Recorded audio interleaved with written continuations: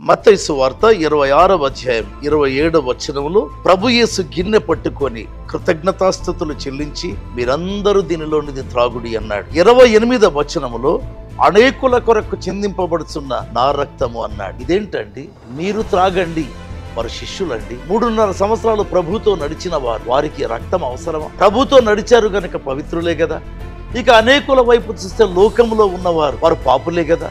మరి అందరికీ రక్తం అవసరమా? ఈ రక్తము పరమ పవిత్రమైన రక్తం. ఆ రక్తము ఎదుట అందరూ దోషులే, నీతిమంతులైనా దుర్నీతిమంతులైనా.